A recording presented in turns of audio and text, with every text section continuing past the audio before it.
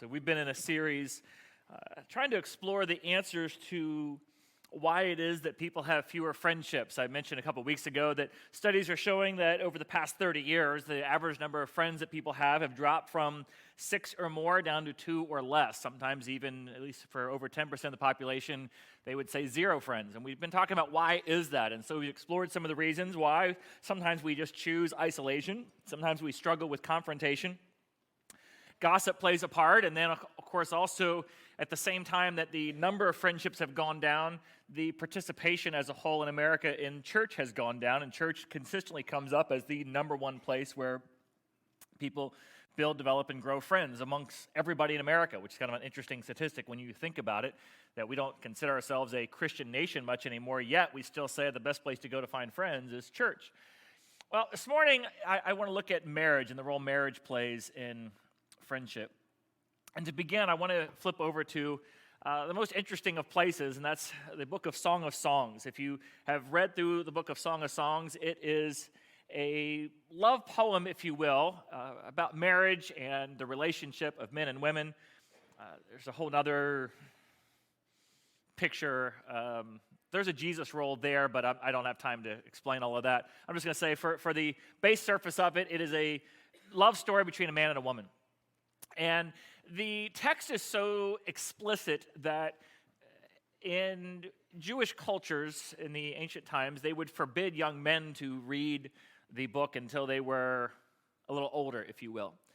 And so when you get into the book, there's all kinds of explicit language and whatnot, and as it builds up to this crescendo in chapter 5, she says something that's one of those lines you could just read right over with everything else that's going on in the book. But she says this, she says, "This is my beloved and my friend."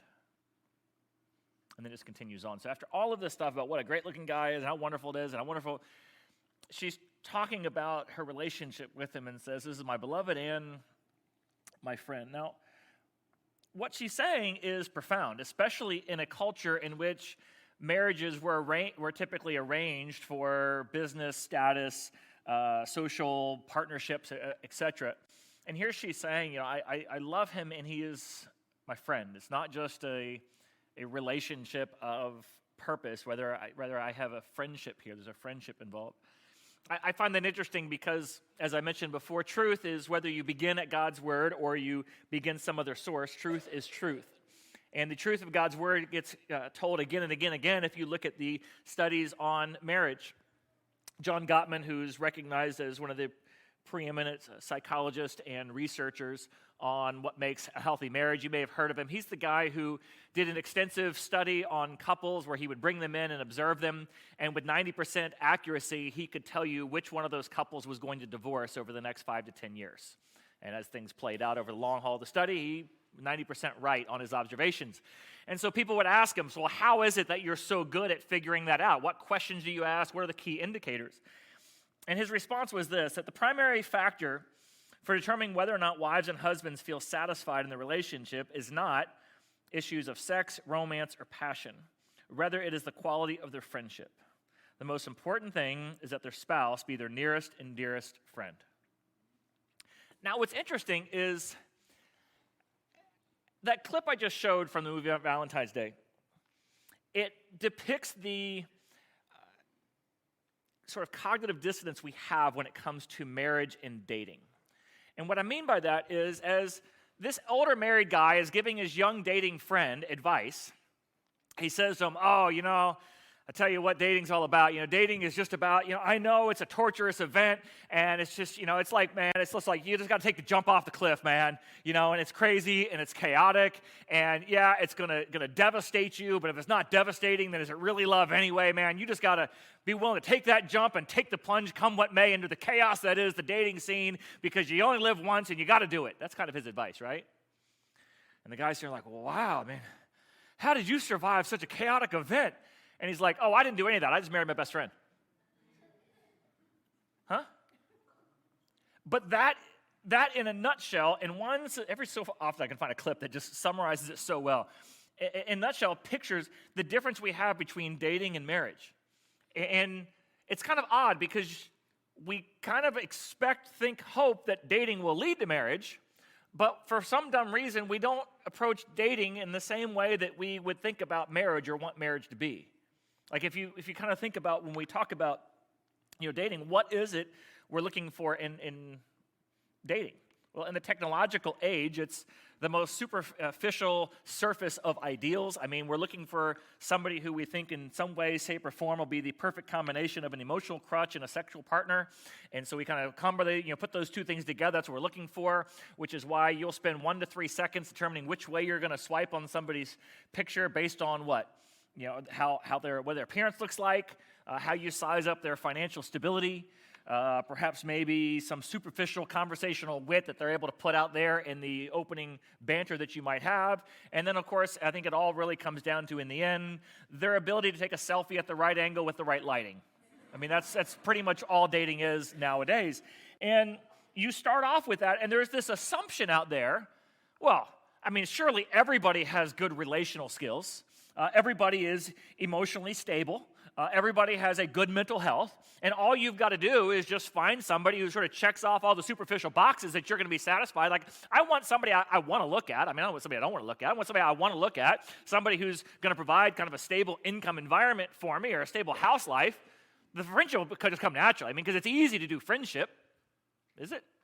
Is friendship really all that easy? I think maybe one of the reasons why marriages struggle is because we're not looking for our best friend. We're looking for, like I said, some combination of emotional crutch and sexual compatibility. We're looking for a relationship it's kind of funny we use that word relationship, isn't it? It's what we do to ourselves so often. We will use a word that is a synonym in the thesaurus of the proper word, but we'll use a different word intentionally because it allows us to fool ourselves into thinking we're looking for the right thing when really we're not looking for that at all. What I mean by that is relationship, if you look in the thesaurus, is a synonym of friendship, and friendship is a synonym of relationship. And some we say, well, I'm looking for a relationship, or, oh, are you guys in a relationship? What's your relationship status? I saw you change your relationship status. You guys are in a relationship now? Yeah, we're in a relationship. We use the word relationship. And so we can fool ourselves into thinking that, oh, because I'm looking for somebody who will become a best friend for life. No, that's not what you're looking for at all. You're looking for a relationship. And you think about that word relationship and how vague and how broad you could use the word relationship, right? Some of you are in a relationship with Amazon, right?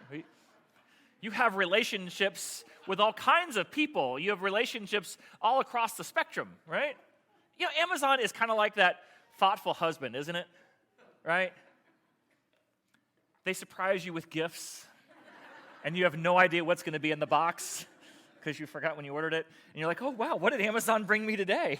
Honey, why aren't you this thoughtful? I digress, though. But we use that word relationship because it's a way that we can really be looking for somebody who we are really saying, I like the way they look, I like the way I feel when I'm with them, I like the way other people see me when I'm with them, I like the fact that I have somebody to go to things that require couples to be at. Because let's face it, the older you get, the more awkward it is to be alone. I've been single in my 20s and in my 30s and my 40s, and trust me, it gets more and more awkward the older you get. In your 20s, it doesn't really matter. By your 30s, it's a little kind of uncomfortable. By the time you hit 40, it's kind of like, oh, yeah, you're okay, well, yeah, you can come. It's kind of hard. I guess, we were going to play this. We'll figure things. I'll sit out, right? And you always feel awkward in those situations. And so you want to have a relationship sometimes just for that. And this relationship that you're looking for all these other things, then there's this expectation or this belief that someday this is going to become a close friend. And I don't know if that's a given. I don't know if that's a guarantee. I don't know if it always happens that way. For instance, it's funny, a friend of mine who's a counselor, I asked him that question you always ask counselors: what is the key to a happy, lifelong marriage? Right? I mean, answer that one, you can sell some books. And he said, it's funny, it's real simple. It's just friendship. That's it. I mean, so many people come in and they think they have all kinds of problems, and they'll say, oh, we have a problem communicating. We need to get some techniques on how to work out our differences and sort of argument, how to come to a resolution on things we disagree on. We need to figure out some strategies to get our finances on the right page. He says, at the end of the day, if they were just friends, it would solve almost all their problems. I mean, how often do you have friends who say, well, we're best friends, but we just have these communication breakdowns? It just doesn't happen. I mean, the more you're friends, the more these things work out, because the natural part of friendship is there's the give and the take and the mutual affection, appreciation for one another, and there's the forgiveness that comes along with the friendship, and there's the accepting. That's just how they are. Sometimes they're grumpy. It's okay. They're a good friend. You have this grace that covers over a friendship that sometimes is so lacking in a marriage if you would just be friends. Which is why when you kind of put these things together, how many times have you found out that somebody you know is having an affair? Then, of course, you find out who they're having an affair with, and your first thought was, man, his wife's way hotter than she is. And you can't figure out how it happened. Well, as they often say, physical affairs typically begin with emotional affairs. And what is an emotional affair? Somebody who found a friendship outside their marriage relationship. That's how those things happen. That's how you go down that path. And maybe it's because you weren't ever really looking for a friendship when you were dating in the first place. You were just looking for the looks kind of thing. You were never looking for the friendship. And I think maybe we just need to rethink everything about how we do friendship. And if we are married, I think we need to reevaluate what it is that we're saying about our relationship. What it is we're doing with our relationship. Some of the sort of intellectual dilemmas to ponder as you work this out when you're thinking about friendship and marriage. Say you've got a guy who, when you're single, it's okay. You can have girls who are friends and guys who are friends. So single people have all kinds of friends. Some are girls, some are guys. So would it be okay for a guy, if his best friend is a girl, is it okay for her to be his best man at his wedding? Talk amongst yourselves. Well, think about it, though. The question comes up. Some of you are like, well, yeah, sure. I mean, why not? What's wrong with that? Talk amongst yourselves later. Okay, later, talk amongst yourselves. These are take-home discussion questions. But at the end of the day, it comes down to this. This was the kicker for me. I was wrestling with this. It comes down to the kicker for this. Is if she is your best friend, then who is the one you're marrying? Well, this is my best friend, and this is the one I want to have a marriage with. Is that not what you're kind of saying? Well, if she looked better, then I'd marry her, but what are you saying? Well, I just don't think of them in that way. Okay, but what is marriage? Is marriage not, this is my beloved, this is my friend? If you're really looking to be married to your friend, then why aren't you marrying somebody who's your best friend? Like, who are they? At best, they're your number 2 best friend. Don't worry, honey. You're number 1 in my heart, but you're number 2 in my friendship list. Oh, it just comes out odd.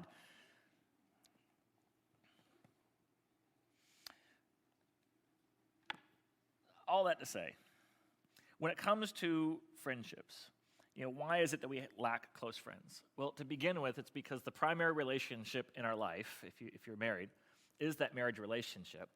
One of the reasons why we lack close friends is because we pursue marriage not looking for a best friend for life, but for something else. We're looking for a relationship. We're looking for something else other than a best friend for life. So because we have a misunderstanding of what marriage is, we end up getting married to somebody who is not our friend, and we're still back to where we were before, where we have no friends.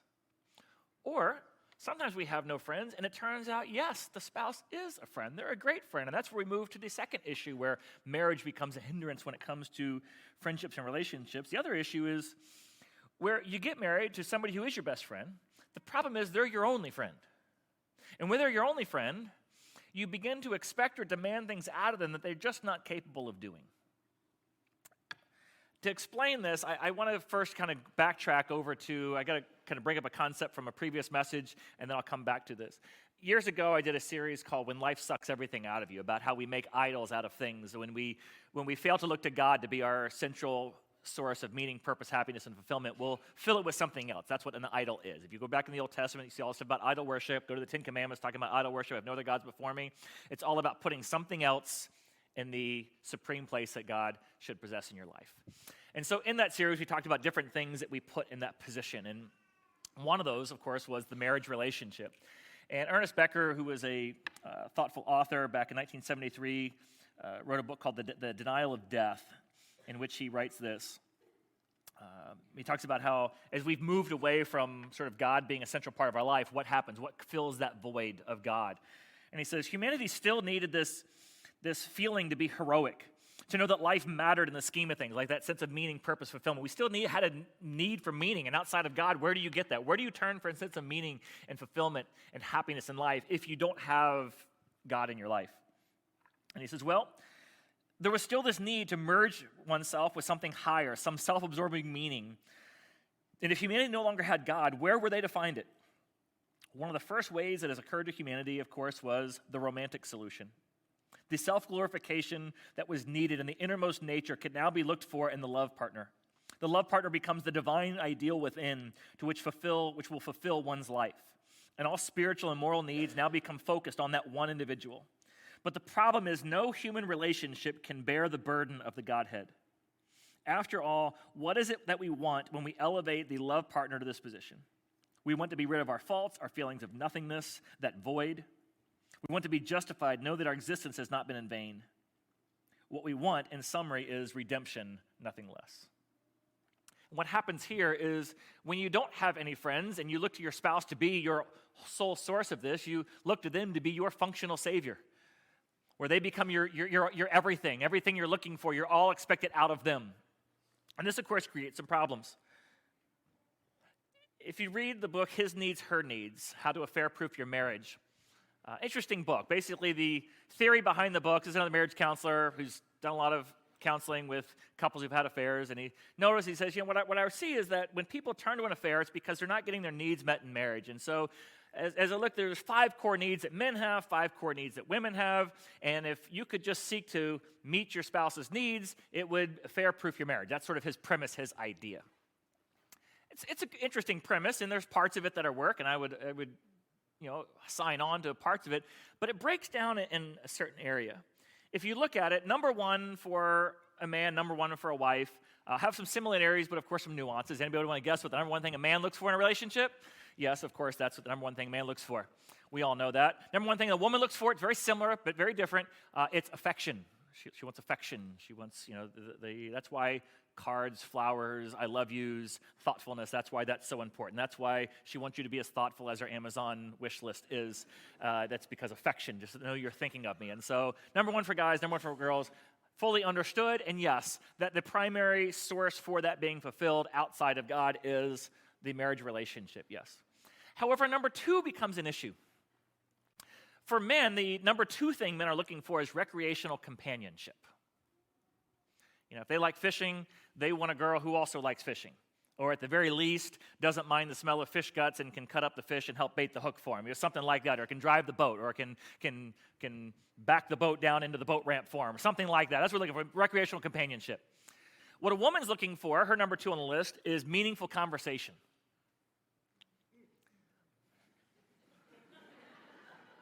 Now, if you marinate on those two things,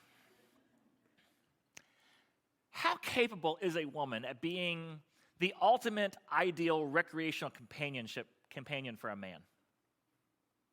How many guys have drugged their wife out to golf courses they didn't want to be on, tried to get them to learn sports they had no interest in, tried to get them to watch sports they have no interest in? Come on, honey, it'll be great. Let's go camping. I don't want to go camping. Oh, you'll love it. Right? And they drag you along time after time. And, of course, then they get out there and the competitive juices start flowing and the guy's pegging his wife with a tennis ball at 80 miles an hour. She doesn't want to play anymore. You're a quitter. It's just... And how many guys struggle to be completely enthralled and interested to hear all the details of your day? Is it fair to say there's probably somebody else out there better equipped, better suited to meet your second greatest need? Is that a fair statement? That maybe your opposite sex spouse can't do that for you. Maybe if you had a recreational companion outside of your marriage, Same sex, of course, guy, not talking about, you follow me, right? Not looking for affair opportunities. Maybe if you had a close male friend who loved to play video games with you or loved to go camping with you, you wouldn't put that burden on your wife. And maybe if you had some close friends that you could talk to, you wouldn't expect your husband to be able to sit there and be complete. What did Kathy do next? No way. Did Jenny find out? Oh my goodness. I can't wait till Bertha. I'm just going to tell you right now, I struggle after about 30 seconds. I will do it, but I have to be doing something else, okay? Like, that door you wanted fixed, can you tell me about your day while I'm working on the door? Or it's best if I had those conversations on the phone before you get home. That way you don't see what else I'm doing, but she still says she knows I'm doing something else because I'm not quite as attentive as I'm supposed to be. I'm as attentive as you are when I took you golfing, okay? Is it fair to say that your spouse can't be everything you need? Or as the proverb says, as iron sharpens iron, so one man sharpens another. There's certain things only another man can do for you. There's certain things only another woman can do for you, ladies. You can't get it all out of your spouse. When you're expecting your spouse to be everything for you, you will extract out of them things that the relationship cannot bear. There's a second piece of this as well, and I could not find the comedian. I think it was Roy Woods Jr. who had the comedy bit on this. I couldn't find it. It's a clip I wanted to use. I couldn't find it from years ago. And he talks about marriage, and he says, something people don't tell you about when you get married is when you get married, you have to be home.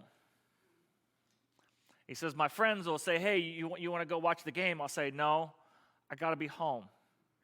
Well, why? I don't know. I just know I got to be home. And if I'm not home on time, I'll get a call. Why aren't you home? And I have to say I'm on my way. No matter what I'm doing, I'm on my way home. And then I'll get there and I'll ask my wife, why did I have to come home? And she would just say, because it's your home. And that's all I know. When I'm married, I got to be home. And that was one of the best descriptions of marriage before I ever got married. I remember hearing that about marriage, and every time I'm asked, when are you going to be home? That plays in the back of my mind. But I see this play out again and again and again. And what will happen is I'll be doing counseling with a couple, and they'll say, well, the problem with Ralph is he just doesn't have any friends that he can go talk to about this. Or, the problem with Cindy is she doesn't have any friends. But if you go back and examine their marriage, what happens? Every time they try to go do something with a friend, they're made to feel guilty because they're doing something outside of the house. Because you always have to be home when you're married. Another interesting observation from a great book it was by a divorce attorney. It says, if you're in my office, it's already too late. The things I've learned about marriage from divorce. And in there he talks about how this odd things happens. When you're married, it's like the greatest sin is to leave your spouse alone with the kids. Doesn't matter what age the kids are. You want to go out with your friends and leave me at home with, how do you expect? I'm going to cook. I don't know how to make them food. Oh, what do you expect? I don't know what to do with them at night. You just leave me with the kids all the time. I never have any time to myself, and you just want to go off with your friends. He says that same couple will then get divorced, and they will argue and spend thousands of dollars arguing over who gets more nights alone with the kids. He says, I wonder in marriages, how many marriages would never come to my office if they had just said, Monday night, I'll take the kids, Tuesday night, you take the kids. You have a night to go with your friends, I'll have a night to go out with my friends, and it'll be great. Because in the divorce, I just want this quality time with the kids. I want to be able to play board games with them. And yet married couples so often never do those kind of things with their kids that the divorced couples now all of a sudden are craving and desiring and wanting to do with the kids. It's like, what if you just took one night and you did that? Would that have some benefit?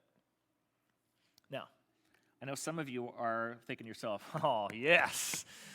Guess where I'm going to be tomorrow night for Monday Night Football. All right, Pastor said. Okay. There's another issue that comes into play here, though, and this is sort of like my caveat disclaimer here. there's a priority issue here at work. And the question I'm going to ask on the front end is, what priority do friendships play in your life?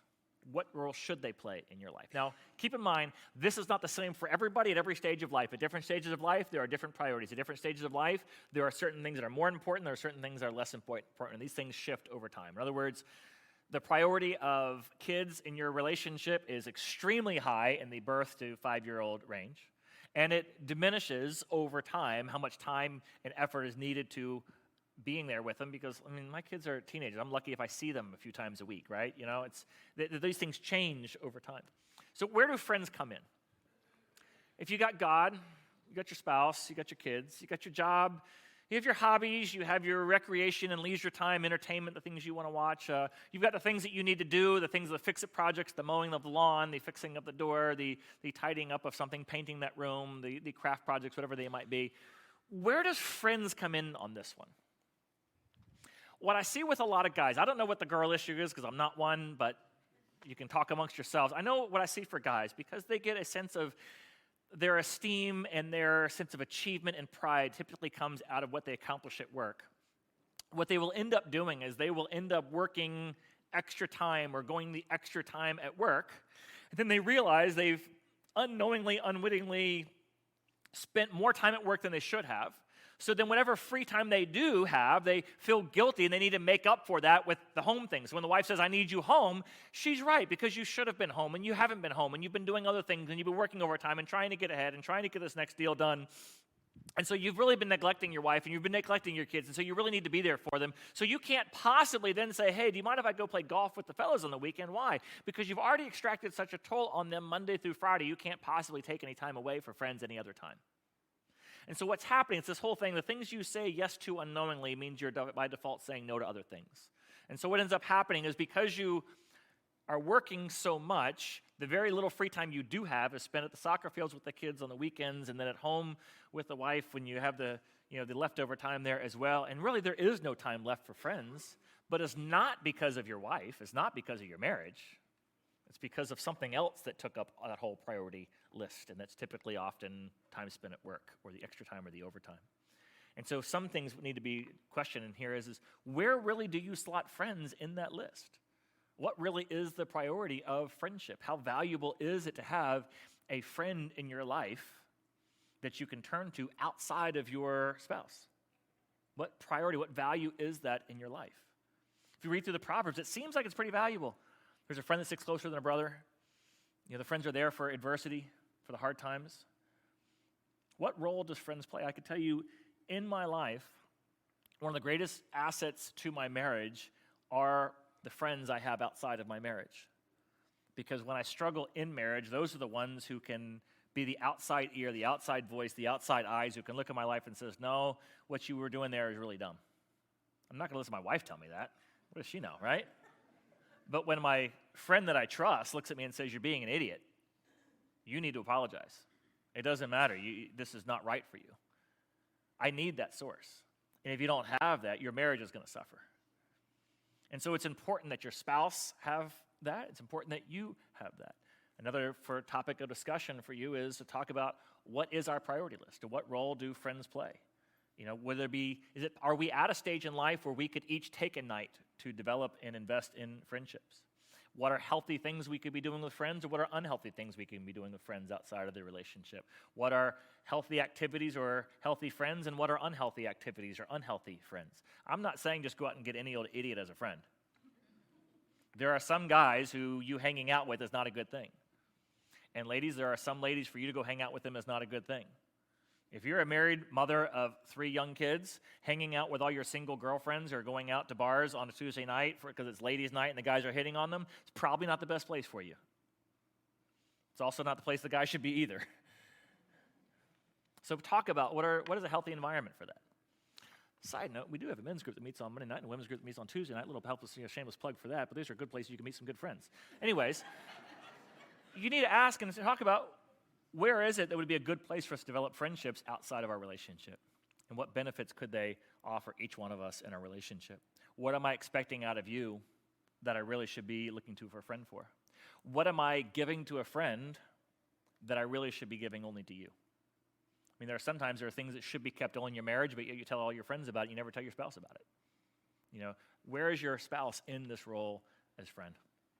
And so as you think about it, what role is marriage playing in your friendship? Is it a help? Is it an aid? Is it an asset to your friendship? Or is it a hindrance to your friendship? Do you see your spouse as your best friend? Or are they not a friend at all and you just look outside of it? What could you do to build a friendship within your relationship with your spouse? That old adage of couples who play together stay together. What do you think the heart of that adage is? It's not, oh, see, she's recreational companion. No, what it's saying is couples who enjoy being with other like friends last. What can you do to develop a friendship with the one you've already committed your life to? Some questions to ask and think about as we finish up this morning. Let's pray. Father, those words where the woman from Song of Songs would say, "This is my beloved and my friend." For many in this room, those are painful and hurtful words because it's not been our experience in our relationships or marriages to have a close friend. Father, may we come before you and confess our role in that. May we listen to what it is you would do to guide us to be better at that in the future as we move forward. Father, help us ask, what is it that you're leading us to do right now? Where is your Spirit moving us to apply this message and these truths into our life? Are we cultivating a friendship with our spouse? Are we expecting and demanding out of our spouse the things that only other friends could provide for us? What have we done with our priorities to set them in the right place, to not have them such that we're expecting our spouse to fill your role? Father, help us sort through these things, Lord, as you lead us to a better place. And in Jesus' name, amen.